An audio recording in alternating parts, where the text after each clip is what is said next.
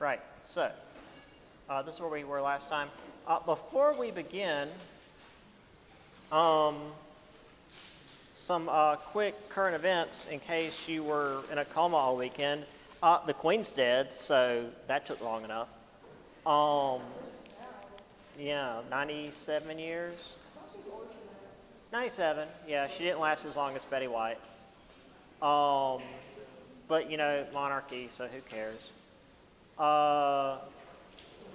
Succeeded by her son, the 73-year-old Charles. Yeah, he ain't gonna last long.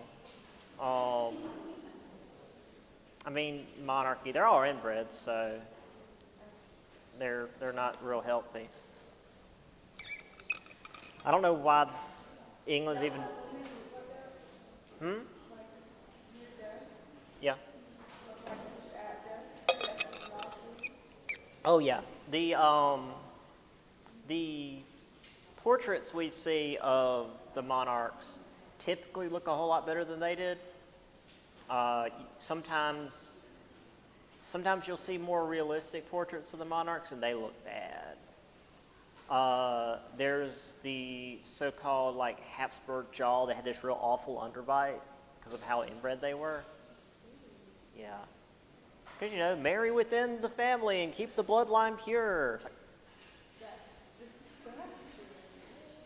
Yeah. And a lot of, as we're going to see, well, not in this class, I'm thinking my European class, a lot of the monarchy in various kingdoms were, like, insane by, you know, the 1700s. So, yeah. It's like, oh, they've got the royal look. It's like, yeah. They look like that in West Virginia, too.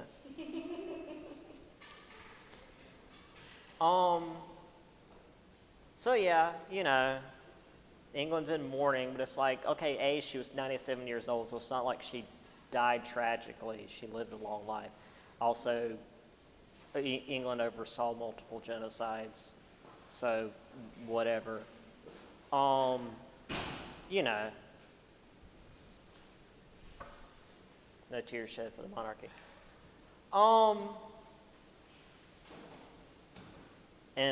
And her sausage-fingered son is now in charge for however long that's going to be. Yeah. Yeah, I was going to say, he's not going to last super long. I mean, I think the only reason she made as long as she did is because she had all those corgis, and that probably, like, kept her heart going. So back to Jamestown, I guess. Speaking of English colonialism, we'll get to American colonialism in a few chapters. Let me make sure my voice is working. Hello? Yes, okay. Sure my online class is getting all this. Okay, so this is where we ended last time with the first permanent English settlement, and obviously this is where we're going to be focusing because, you know, we're going into United States history. So, Jamestown wasn't great. It was swampy, lots of mosquitoes, and the water that they were near also had lots of salt in it, so they couldn't exactly use it for drinking or watering their crops. So it was just not great at all. It was only due to the Powhatan Confederacy that they survived that first winter. They tried to reinforce it with more indentured servants, which almost fell apart entirely, and they were about to leave, like, as I was saying last time, like, they were getting in the boats. I forgot to turn off my light. They were getting in the boats about to leave as their supply convoy showed up. So then we have the various images here. I showed you guys last time. Jamestown and the Powhatan Confederacy. Now this, of course, showing more than just Jamestown. This is later on when there were more English settlements, but it just does show how far watching this influence spread. So, before we continue to the next one, unless you've read ahead, bless you. So in, say, well, what would become Mexico, New Spain as it was called at the time, you know, they just stole gold. That's the only way to put it. And in what would become Canada, or New France, because again, everybody's real creative. The way they made money was through furs. However, in Jamestown and then what will become the larger colony of Virginia, they didn't have gold to steal or that many furs. Like there were deer and stuff, but deer fur isn't quite beaver fur. So how did they make money in this region? Because they had to make a profit. Does anybody know what the big money maker was here? Wasn't cotton, but you're on the right track. You're getting close. Tobacco.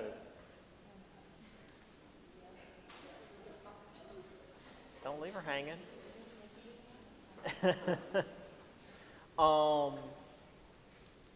Now, despite the English becoming more aggressive against the natives and deciding, oh, well, we'll just take what we want, it wasn't, like, again, they couldn't just take gold because there wasn't gold there to take.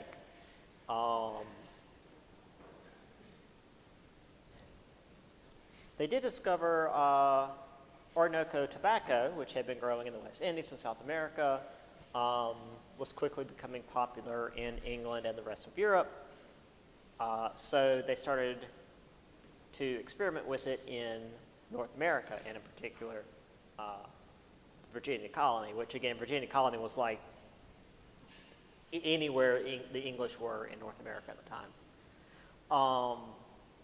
John Rolfe in particular was the one who brought it to North America and started working with it, so he's probably important. He started that in 1612.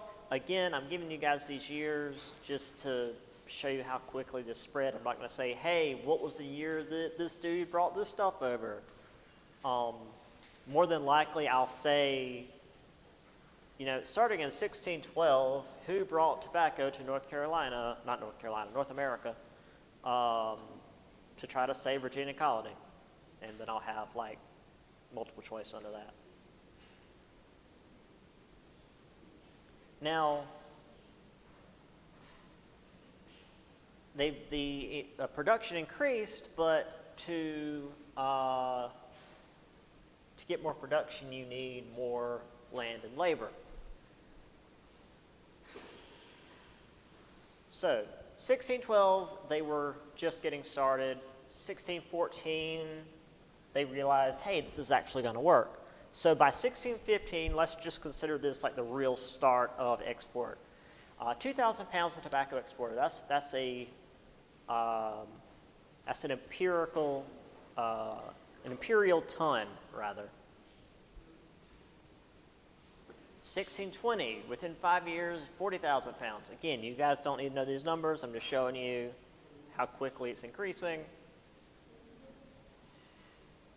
Within 9 more years, 1.5 million pounds. So he tried to create an alliance between the power that he wielded and the English. So he married his daughter Pocahontas to John Rolfe. Again, Disney lied to you. So she converted to Christianity, took the name Rebecca, traveled with John Rolfe to England with their infant son, but then died because England's an awful place. And this was before, like, the Industrial Revolution. So, like, the air wasn't mostly smoke. It was just England.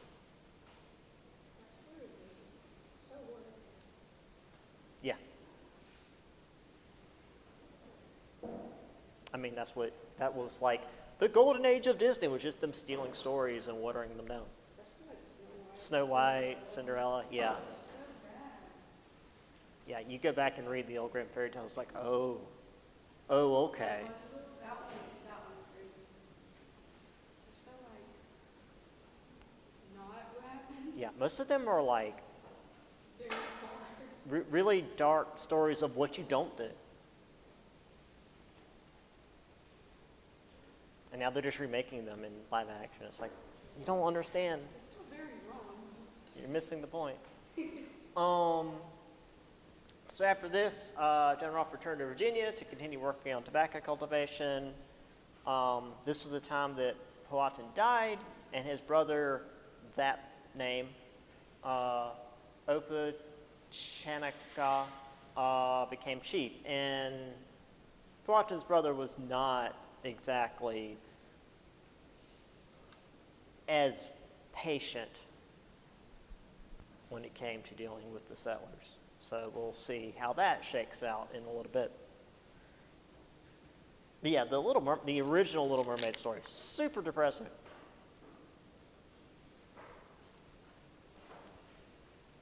She like turns into sea foam at the end. Yeah. Yeah, the original story is. Not at all. It's very far.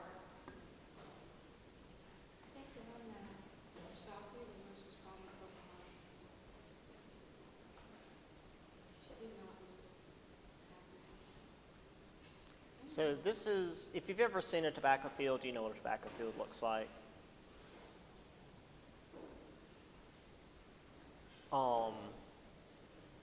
Actually, I remember when my professor was talking about Pocahontas, the first thing he said when he was talking about the Disney movie was that they had the flag wrong when the English ships came sailing in, because it was the British flag, but Britain didn't exist yet. Britain is the joining of England and, well, England, Scotland, and Ireland. Ireland hadn't joined, well, been forced to join England yet, so the flag was different. Anyway, this is what the Orinoco tobacco looks like compared to what we have today with the leaves that are like this big. They still have the Orinoco tobacco at the Jamestown reenactment settlement thing, just so you can see how different it looks. And then they pick it and then hang it out to dry, and then they roll it into cigars and cigarettes. Like, the tobacco is really easy to cultivate and export. Like, there's not a whole lot to tobacco. Like, sometimes they'll like chop it up and treat it with stuff, but usually it's just real simple. You grow it, you pick it, you dry it, you roll it up, you ship it out.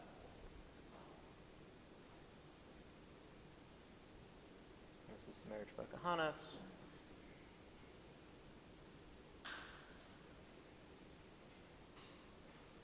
This is Opa Chanaka. I really like this image because the English dude's like, this guy's just too big to deal with. Like, it looks like he already shot his little matchlock pistol, and he's just like, I don't know what to do.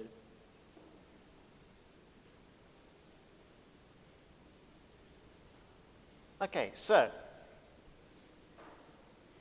more stuff in Virginia.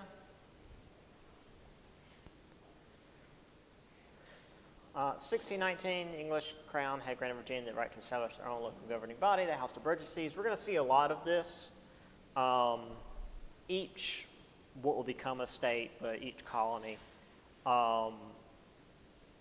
typically would get their own little representative body, and they would each have their own names. So, keep an eye on that. Virginia's was the House of Burgesses, whatever.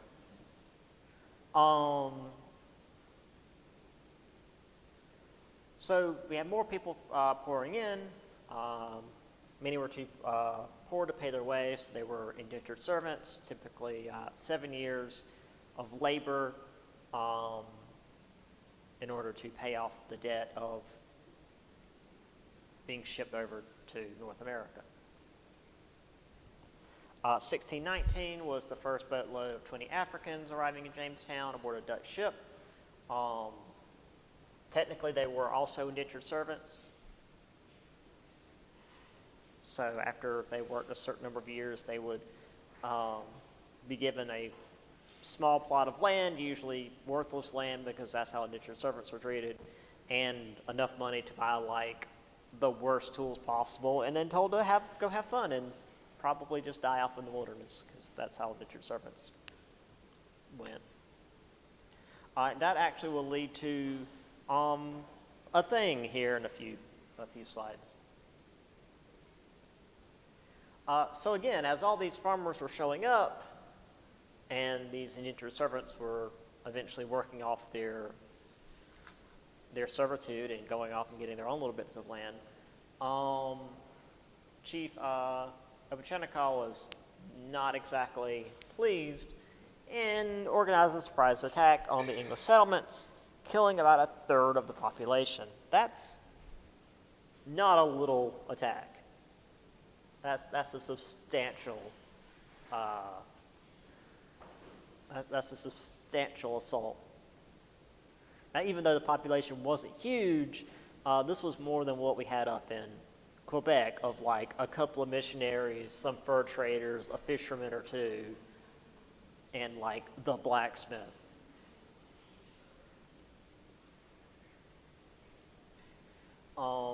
Now, obviously, the settlers retaliated. They claimed victory by right of war, and that's how it was spelled, so I decided to quote it for you. In 1623, so by the next year, although they continued hostilities for nearly a decade. Boy, that sounds familiar. Claim, mission accomplished right away, and then continue to fight for a decade or two. The old American tradition, before we were even America. In 24, though, King James annulled the charter, made Virginia a royal colony. There was a privy council to pass laws to pay taxes directly to the Church of England, which set the model for royal colonies. This was because they were getting a little out of control and causing more trouble with the natives than King James was willing to deal with. So royal colony would basically mean that they was now directly over the House of Burgesses. And the Church of England, if you're not aware, is basically a branch of the English government. We briefly talked about, we talked about Henry VIII in this class. The king is basically the head of the church as well as the head of the state. Because, again, the church is just part of the state in England. I saw a thing just this morning where it was like, hey, how can Charles be king if he cheated on his wife and then divorced her? And then someone responded with, oh, I've got a story for you with a picture of King Henry VIII. It's like, yeah. Just following the old tradition. So there was another uprising in 1644. What's that, 20 years after victory by right of war? Again, sounds familiar. 500 English colonists were killed. 2 years later, Opechancanough was captured and killed. There were too many English settlers for the natives to simply wipe out. You okay? Okay.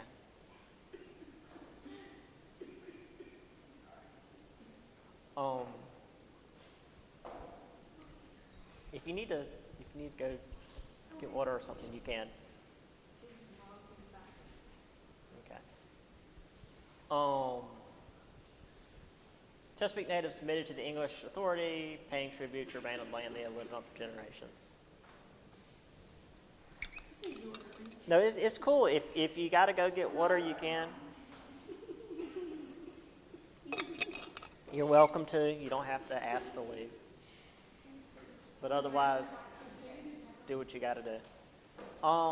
So here's the Dutch bringing the first boatload of African indentured servants, 1619, which began a long and awful history in North America. Oh, I particularly like this image. I mean, yeah, when you first look at it, it's like, wow, that's really morbid. But, so, when there's a tableau like this, there's always something weird going on. The longer you look at it, the more weird it gets. So, like, okay, there's people getting murdered, like, out in broad daylight, right? What's going on with this guy? Like, there's a guy screaming as he's about to get stabbed in the face. This guy's just chopping wood, having a good time. He's about to get shanked. Like, he's not hearing nothing. Dang, look at the woman and the child on the ground pleading for their life. He was just like, no. Yeah. No. Oh, we're going to see that again with Barbados. I mean, I understand it. They did invade their land and just like set up shop. But yeah, I like the dude cutting wood that's just totally oblivious. Like he's, yeah, It's so like just there. yeah. It's just there, because I think that's like a fishing village. But yeah, it's like dude's about to get Assassin's Creed stabbed, while everybody else is just like He's dragging Screaming. that person, making more room to kill other people. yeah, dragging him off. Mr. Green Hat over there, I guess he's deaf. I don't know. There's that person under the stand. There's so much going on. Yeah, It looked like he like grabbed him from off the table just like that. yeah. There's a lot happening, and it's just Green Hat's just having this. He's fine.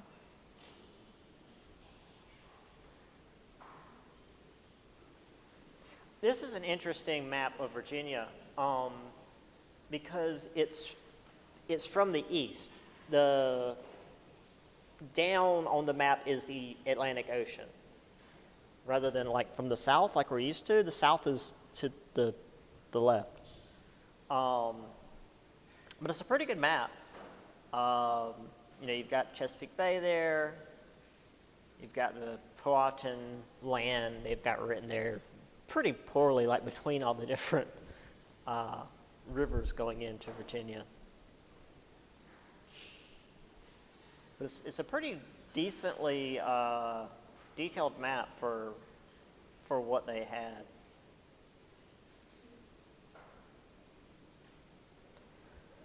Okay, so that's Virginia stuff, at least for now. So the next section, even with all this happening with the natives, the Virginia colony continued to grow. 40 to 50,000 new immigrants were coming from Europe to settle in Virginia and Maryland. What's Maryland? We hadn't talked about that yet. Well, don't worry, that's literally the next point. So they founded Maryland in 1632 by Charles Calvert. Again, I'm not going to bother you with the years, but if you ever wanted to look on a timeline, like this happened, kind of in the middle of everything that was happening in the previous point. So Charles Calvert was given the title Lord Baltimore by King Charles I. He was minority Catholic Englishman. He wanted to create a colony for his people. Now, again, as we saw in England, England had become Protestant because King Henry VIII. And Catholics were basically second-class citizens, if anything. And there was this back and forth between Charles I and James I, and blah, blah, blah. Long story short, there was a little bit of time where the king was Catholic, and a few Catholic lords were able to get a little bit of a foothold. So this is when Calvert scooted on over to North America and made Maryland, because he named it after the Virgin Mary, because if there's anything, if we're asking about anything with like Catholics, you could probably guess something Mary, and it's probably right. Because guess what? The initial colony built St. Mary's City.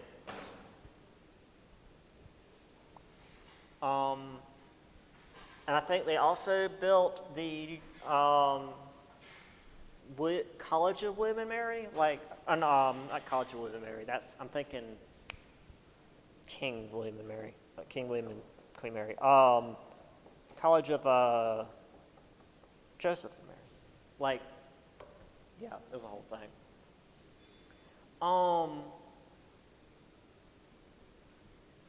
The problem they had, though, was that there weren't a lot of English Catholics, like at all. And they certainly weren't going to let the Irish Catholics come over because the Irish, or the Spanish, or the French, because they're English. So at the end of the day, it was headed by a largely Catholic aristocracy, and most of the population were Protestant laborers. And if they're running it like a Catholic colony and the Protestants are second-class citizens and they outnumber us significantly, oh, we're about to have a problem. So to avoid being overrun in their own little colony, the governor, who was Charles Calvert's brother Leonard, passed the Act of Religious Toleration, which allowed for religious freedom for Christians. Because, Protestants and Catholics were about it. I don't know if it allowed for Calvinists, though. They were real weird about Calvinists. It might have allowed for Calvinists. 1649, maybe by this point. Yeah, so this was just to avoid an uprising. Now,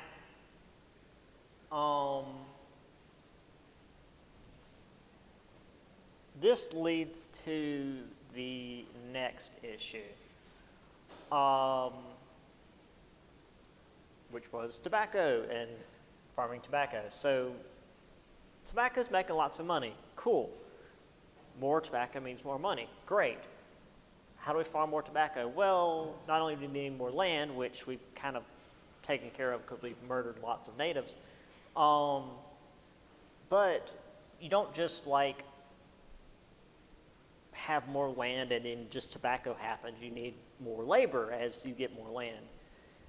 And most laborers were poor English and Irish, brought in as indentured servants, but you only had so many poor English and Irish, so lots of African indentured servants were dragged along to help out.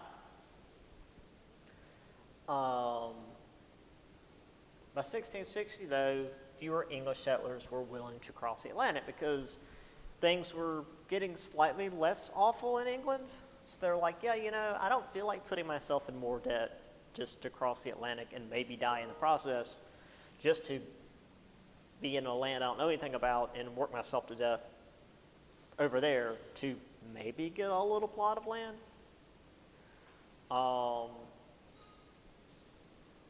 So with this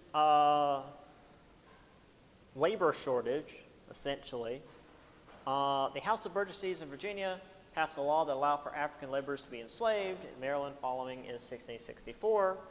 And this did not just come out of nowhere.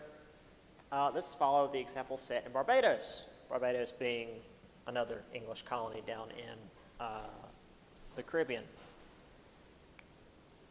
Barbados had long been a sugar-growing colony, and due to the harsh conditions, the mortality rate was extremely high. So they had to constantly bring in more slaves to keep the work going. So slaves in Barbados were treated as chattel, which is to slave property, no different than livestock. And with the indentured servant model, they had to free the indentured servants after a certain number of years, but with the slavery model, they could just work them until they died, or keep them until they died.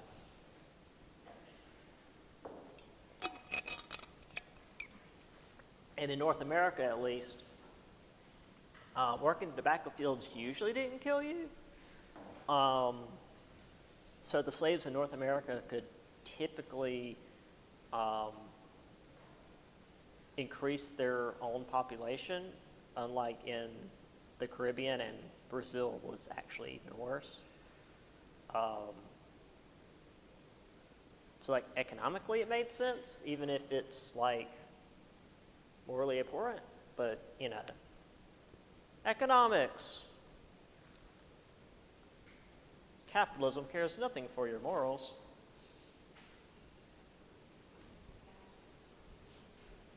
So here is Charles Calvert. Got a lot going on there.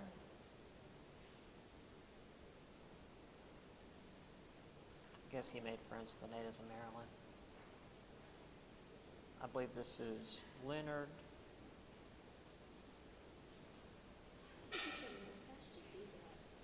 Right? Like, how do you just, it just like sits on your face like that? It's like fine garbage. This was the only picture I could find for St. Mary's City. I don't know if It's that's, my old dollhouse. yeah, right? It's What's that thing in the front? I think it's maybe it's an old horse stable. What's that in the front? I don't know why it's got such a tall roof. It's like a normal house. Something. I don't know. It's got a little placard here, so it's probably got some historical significance. Looks like one of the confessions. Maybe it's just a weird gazebo. I don't know.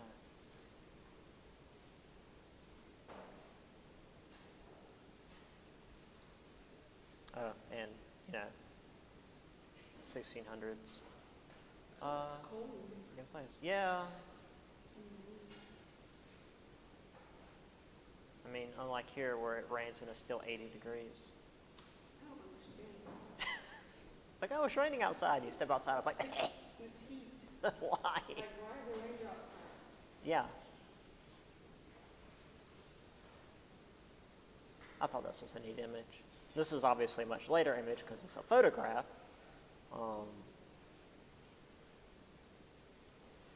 I do like the photography pose that they have here. I actually. The way the camera looks. I don't know. I like the quality of the camera. It gives emotion to the picture. Okay, so this is the big thing we were leaning towards. And it actually doesn't have its own subheading in the book, but I figured I should give it its own subheading because it's important. Bacon's Rebellion. So,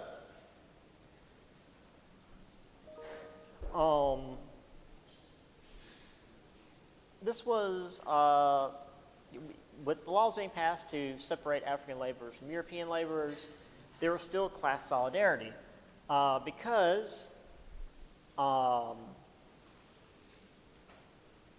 this mistreatment was across the board between indentured servants and slaves. Because, like, especially within the Irish and even the English, as much as the Irish and the English hated each other, an Irish indentured servant and an English indentured servant are still going to hate their landlords more than they're going to hate each other. And when they come here to America and they've still got awful landlords, they're going to work together to hate the landlords.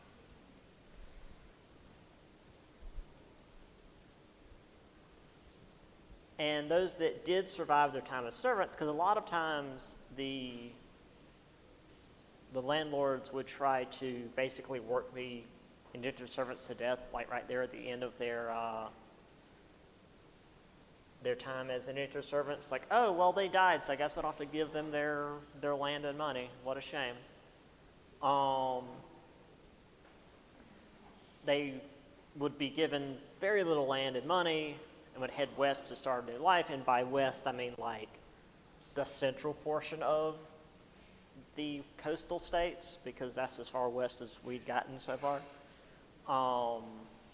Only deal with hostile natives that were, pissed because of everything that had been happening so far, and the government not really caring about what they were dealing with.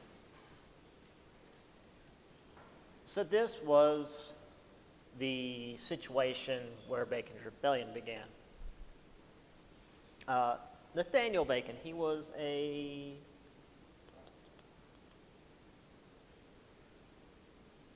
where does it say? Newcomer to Virginia, came from a wealthy family, was related to Berkeley by marriage. Oh, okay. We'll get to that. 1675, frontier settlers had banded together and attacked nearby native villages,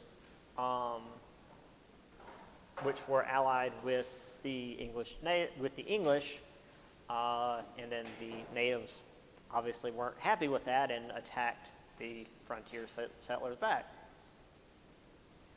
So the governor of Virginia, Sir William Berkeley, who was related, apparently, I had forgotten this, was related to Nathaniel Bacon through marriage, refused to intervene.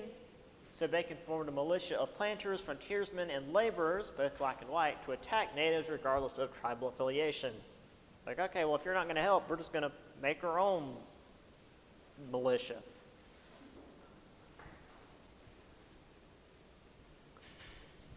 So Berkeley declared Bacon guilty of treason. And Bacon, did the responsible thing and turned himself in. No, wait, the other thing. He and his men responded by heading into Jamestown, and with help of their newswives, which is to say the women who were already back on that side of Virginia, spread information and rumors about the mistreatment of the workers, had won control of the House of Burgesses. So before they even got to Jamestown, had already won what was essentially Parliament. Marched across Virginia, burned plantations, including Berkeley's in September, as the governor fled across the Chesapeake Bay. I think they burned down Jamestown too. Yeah. Plundered plantation of Berkeley's supporters, captured Berkeley's estate, reached Jamestown, burned the capital to the ground. To the ground? Yeah. To the ground. To the ground.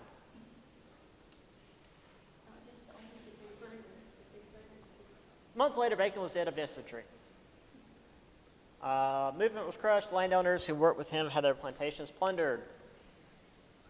The most important part, though, this is what we get out of this, was that Berkeley saw that the disenfranchised white laborers were willing to work with their black counterparts regardless of the separation that had been made with the slavery thing.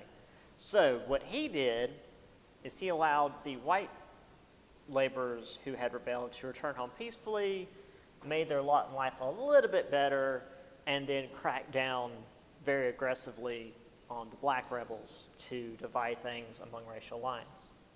Because, we're in Virginia.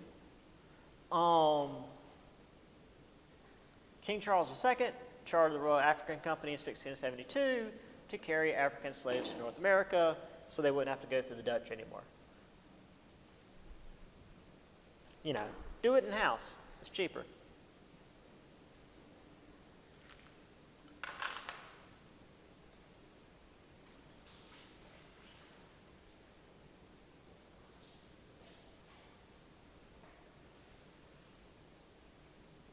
So here we have, the laborers and the frontier.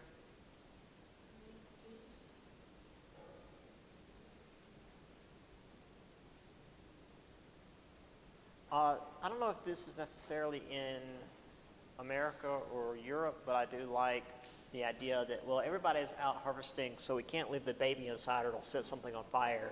So put the baby up in the tree. Because, like, you got Junior out here harvesting too, so Junior can't watch the baby, so just put the baby in a hammock in the tree. It's in a little hammock. As long as that hammock's deep enough, the baby's going to stay where it needs to be. Hammocks are hard to get out of. I hope the baby doesn't want to fly. As high as mortality rate was for children back then, it wouldn't be surprising. I mean, it'd be an easier way to go falling out of a hammock than like dying of some awful disease. So here's Jamestown. You know, just a typical port city. It's got dogs, that's what's important.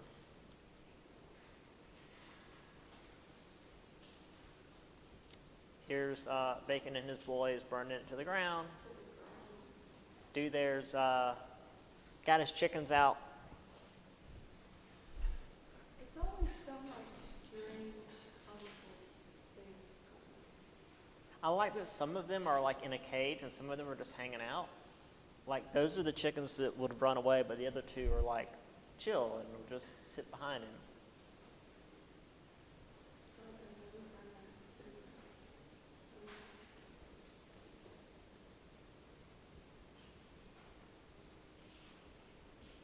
Me and the boys. Burning down Jamestown. That was really cool. That is a pretty good image, and walking with like a fire behind them, Drum. even if it's in black and white. Yeah, they got a drummer and everything. It looks so realistic. That is actually a really good image. It was actually really hard to find images of Bacon's Rebellion. Most of them were like political cartoons from later, like making fun of Bacon's Rebellion, because it didn't last very long. But there were a few decent images. Bless you. Thank you.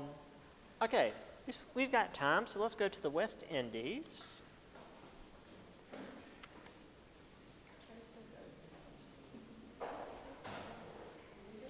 So, tobacco was making plenty of money, but you know, investors are always looking to diversify because you should never put all your eggs in one basket, which America will find out the hard way in the 1800s. What's that? Yeah. Yeah, that is true. One day. So, oops, sorry about that, online people. I bumped the mic. So they looked to the West Indies where the English, Dutch, and French had already set up colonies.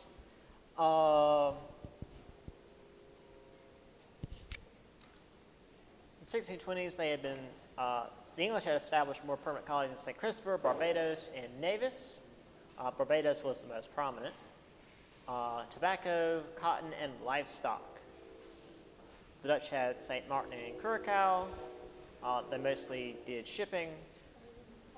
The French had Guadeloupe, Martinique, and eventually Saint Dominique, but they were fighting the Carib natives and they weren't able to develop their islands. However, who knows the main thing that they grew in the Caribbean islands? I already kind of mentioned it earlier. Not indigo. Not rice. Not cotton. Sugar. Sugar cane. You didn't say it long enough, so I just stopped. Get through all of them. Indigo is a little bit later. And it's somewhere else. Well, who's popular most on the Caribbean? I'll get to that. Because I know I'm not saying it for no reason. No, you're not saying it for no reason. So in the 1630s, tobacco prices stagnated because, you know, you can't just keep making more money on the same thing. So they had started looking at sugarcane in the Caribbean. Now, it was a lot more expensive to grow and cultivate and refine than tobacco. Because like I mentioned with tobacco, you grow it, you pull the leaves off, you hang them up, you dry them, you roll them up and send them out. Or you chew it, yeah, that's true. Sugarcane was significantly more technical, and I've actually got images of some of the early processes. Yes, and then you have to boil it. Well, you have to grind it down, and then you have to boil it. And there's another process after that that I don't actually have an image of. I don't know what that one is. I'll show you guys a little bit. So the Dutch worked with the English in the 1640s to establish sugar plantations and mills in Barbados because the English had the best land for the sugar, and the Dutch had the best, techniques. So this would greatly change the economic and political landscape, because not only would England and the Netherlands become the largest economic powers in the region, it also would intensify the competition for land and labor, labor of course being slavery. The Dutch had gotten their knowledge about sugarcane from the Portuguese in Brazil, had the best refineries in Europe, but they didn't have the colony space necessary to fill the European demand for sugar. Okay, I forgot to ask my Tuesday, Thursday class this, so I'm going to ask you guys. Sugar's all well and good, but they're not talking about like table sugar here. What two things did they make out of sugar from the Caribbean? What's that?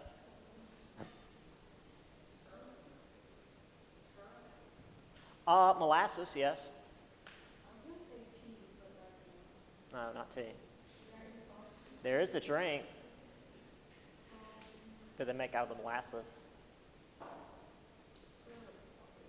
No.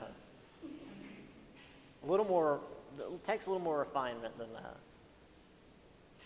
And it's from the Caribbean. yeah, I was going to say, is it rum? They make molasses, and they send it off to Europe, and they make rum, and then they send it back down to the Caribbean. Now, your question about indigo. Yes. South Carolina.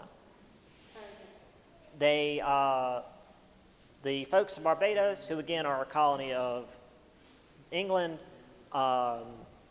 just like we're sailing up the coast, they couldn't do anything in Florida because Spain.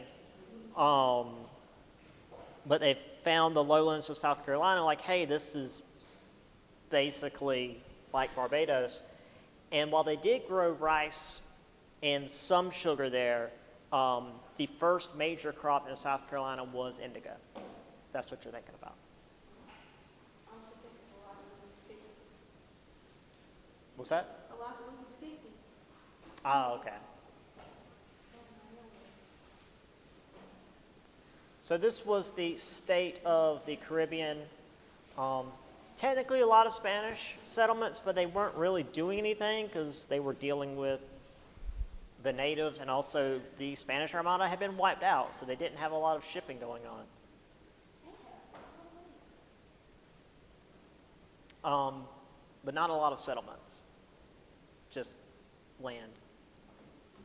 The French had Saint Dominique, as you see there, Guadeloupe, Martinique.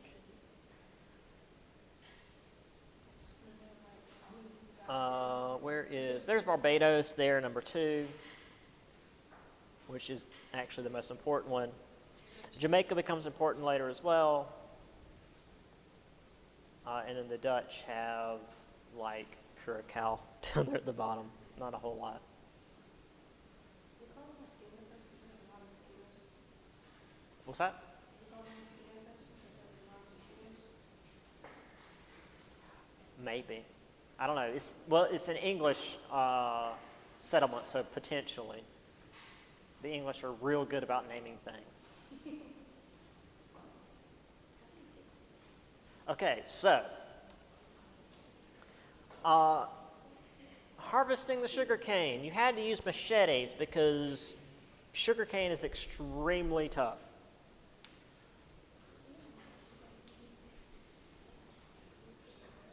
And then you have to grind it down with basically these big stone wheels that were powered by, they're powered by people, but sometimes they're powered by animals. And then you had to boil it. Now, the thing about boiling sugar, boiling sugar turns into, well, if you're familiar, it turns into caramel. Or in this case, molasses. And that stuff's like napalm. If it gets on you, it burns until it's done burning. You can't really get it off. And it scarred a lot of people that worked on this. And obviously it was the natives or slaves that did the working on it. It was extremely dangerous work. I've actually got a couple of things here. Sometimes it'd be windmills that they use to grind the sugar cane. Sometimes it'd be animal powered. You see there on the right. In fact, this one's almost automated. They'd grind it and it would run down the chute into the boilers here, and then it would go down into a sluice gate. So yeah, that one's actually fairly safe. That might be, it might activate the pump to move it into the thing at the end. That might just be showing that it's on the waterway. Since it's in black and white, it's hard to tell that that's supposed to be water. So they might have just drawn that in to show that it's on a waterway. Because see, it's numbered, so they're showing you that it's got this is probably like a diagram. They've got the sugar cane, they've got the grinder bit, and then they've got the boiler bit.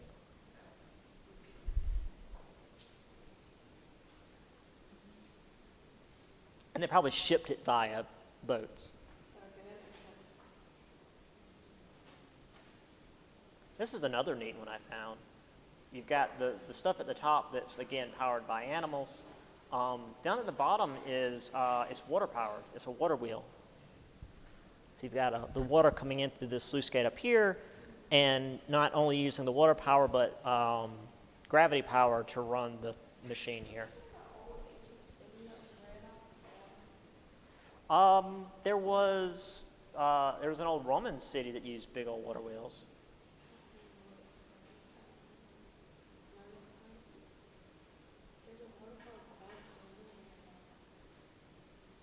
And here's the line from England to the Canary Islands, Barbados, Bermuda, to Charlestown, because South Carolina, then up to Jamestown. Okay, since we still have 10 minutes and I want to get us a little further ahead, let's at least start the next section.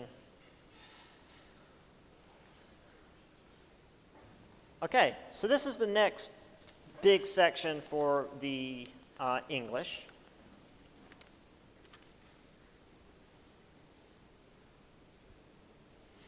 So, again, the Virginia Company trying to make money. Tobacco was making the money. Technically, the sugar cane wasn't the Virginia Company. That was just the English colony as a whole. So in the 1610s, they started selling legal charters to anybody that could afford them. It was like, hey, if you want to come, if you want to come stake your own bit of land, cool, pay us money, you can come do it. So there was a group of English pilgrims who were also known as separatists because, again, naming is hard. The separatists wanted to separate from the Church of England and, Catholics in Europe in general. Pilgrims is also a really simplistic name because it literally means like religious traveler, or just traveler in general. Like, pilgrim's a really old, simplistic name. We think today pilgrim is the people that went to Plymouth. Like, no, pilgrim just means traveler.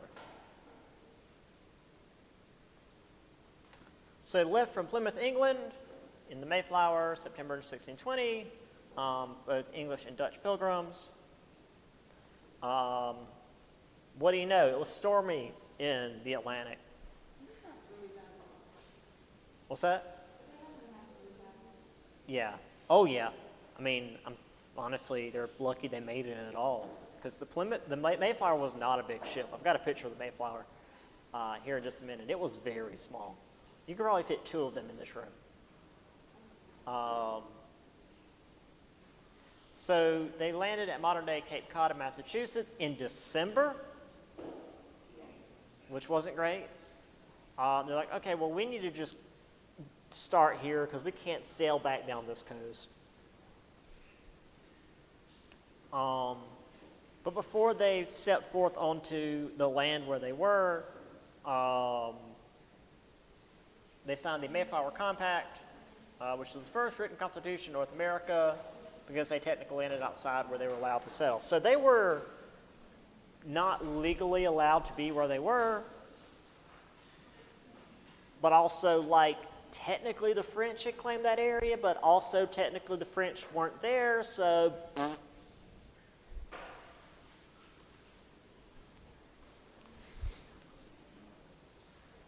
they found an uninhabited village with cornfields and set up their new home, Plymouth, which was creatively named after the city they left from, because again, the English are very creative. They built a fort upon sighting natives. The natives, though, were down to about 10% of the population because they'd been wiped out by smallpox 2 years earlier. The pilgrims themselves were not down to about half of their number by the next year because disease happened. Yeah, so here's the Plymouth, not the Plymouth, dang it, the Mayflower. Like, it looks big because of the mast, but you can't live in the mast. You know, there's the deck, but this is the captain's cabin. It doesn't go across the top. You've got this part, which is like a story tall, and maybe a little bit down here for storage up under the water, but it doesn't go that deep. So you don't have a lot.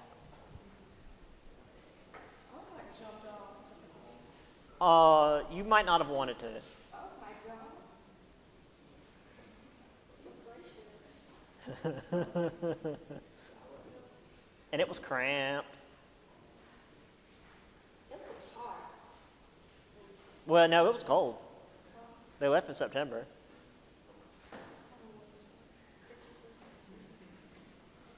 Here's their little fort,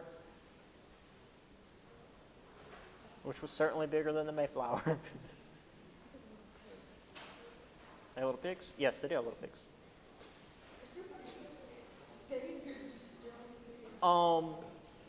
Let me very quickly finish up with the pilgrims, and then we'll be done. The next spring, they were approached by English-speaking natives, Samoset and Squanto, who had them a fragile peace with the Wampanoag tribe. He wanted to use the power of the pilgrims, which is to say the guns, against his rival tribes because, again, the natives know what's up. Pilgrims were doing better. There was more supplies. A charter came the next year to legitimize Plymouth Plantation. The colder climate actually meant less disease because they weren't surrounded by mosquitoes like Jamestown.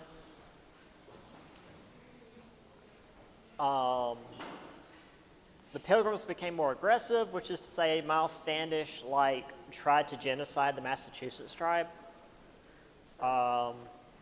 He kidnapped and killed the chief and his younger brother, so the tribe scattered and went north and west. We'll talk more about the Massachusetts tribe later. The separatists from the Netherlands would prefer to try to, convert the natives rather than genocide them. but Stanish's strategy did make sure that their allied tribes were the strongest in the region because there wasn't anybody else in the region left. So, you know, swings and roundabouts. Anyway, here's, I guess a Squanto showing up. Plymouth, 1622. Oh, here's the one. The guns look a little bit weird. I don't know, they seem too modern to me. That must look bolt action. Anyway, here's Miles Standish murdering the chief of the Massachusetts tribe. Another dude's just like pinning his brother to the wall. Yeah, talk about the Puritans next time. See y'all on Wednesday. And I'll talk to you guys on Wednesday.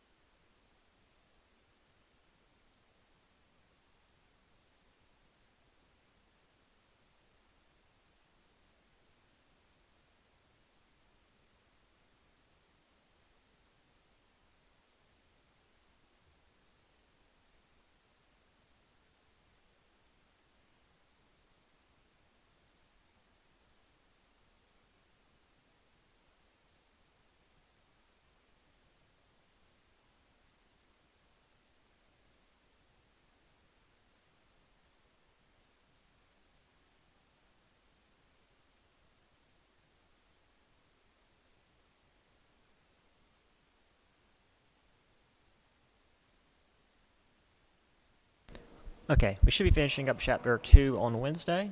I'll get everything up then. So, see you guys later. Bye.